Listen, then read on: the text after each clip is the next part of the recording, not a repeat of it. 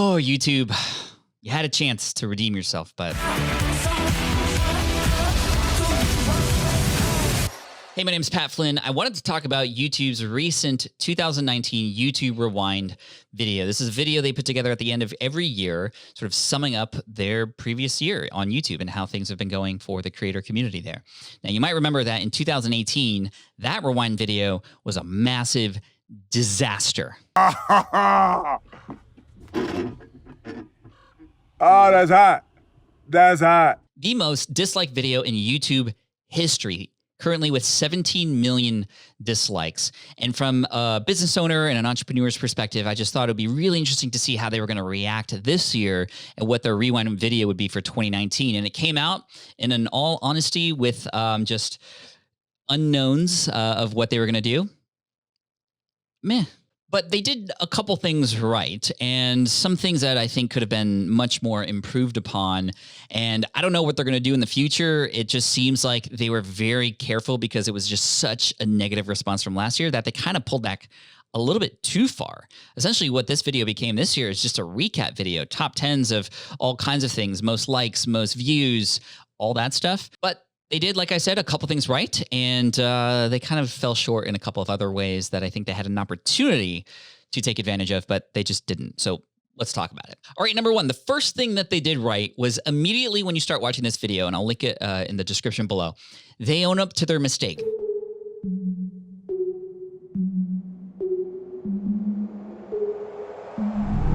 They are upfront saying, hey, we created something that you just absolutely hated last year. This year, here's what we're giving you. And I think one of the biggest lessons that you can learn is that when you make a mistake and you mess up, like, you better own up to it. This is in relationships, this is in business with your customers, and this is if you are a big giant corporation like YouTube. This reminds me of Domino's Pizza.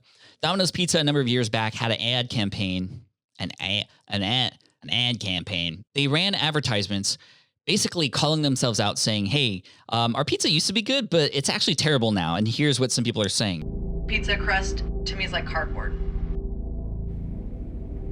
Is it hard to watch this stuff? Yeah, it's hard to watch. You can either use negative comments to get you down, or you can use them to excite you and energize your process of making a better pizza. We did the latter. I thought that was really smart because they just called themselves out. They weren't trying to pretend like their pizzas were always good. They were just saying, hey guys, we messed up, but we're going to take this opportunity to get better. And that's kind of what YouTube did here, saying, hey, we gave you something last year that you didn't like, but here is something that hopefully you will. And unfortunately, a lot of people still don't like it. Before I go into a little bit of the things that they lacked on and things that they can improve on, let me first cover one other thing that they did very, very well here, better than ever, in my opinion. They focused on featuring the community with the top 10s and sort of like a rewind and a recap, which again, was kind of boring to a lot of people. I like this comment here from Smooth Yoda on this year's video. It says, this rewind is going to be better. Rewind 2019, stats. Boring. And that's really what it was. It was stats.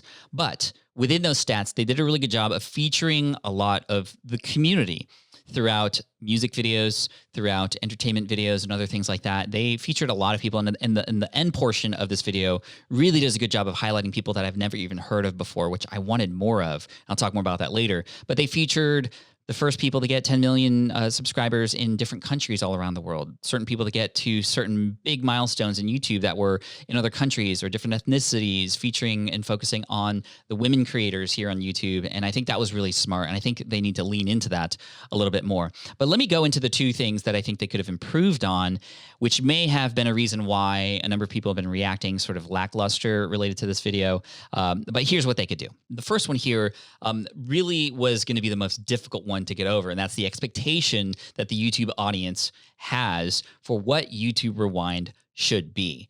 They pulled back so much that it's now just stats and top 10s versus what it used to be, which are these high-level productions featuring a lot of the creators on the space, a lot of the well-known people that most YouTubers are watching, and they got rid of that. And because of that, it just pulled back what people expected so much that it also was lackluster in reaction here. And currently the video has more dislikes than likes. I don't imagine it getting more dislikes than last year, but who knows? We'll see where it ends up. So this is one of the things in business is when you deliver and you do so well for so long, when you make a mistake, if you pull back too much, you're still going to not deliver. And so I think that they almost set the bar so high, so early up front that there is now an expectation to always create videos like that. And that's kind of where they got in trouble last year. They wanted to keep going higher and higher and higher. And they crossed that mark of just what people wanted. And now they pulled back so much that it still doesn't meet those expectations of what it is. I think one thing they could have done is just said, you know what, rewind. We spend a lot of money on it. We bring all these creators in. There's a lot involved. We're not going to do that anymore. And just be upfront. Maybe the CEO or somebody high up in YouTube says this just to kind of set the tone that, hey, we're just going to reward and highlight those who are performing well on the platform. And we're not going to make it this big production anymore. We're going to put money back into the creators' hands instead of spending all this money to bring them out.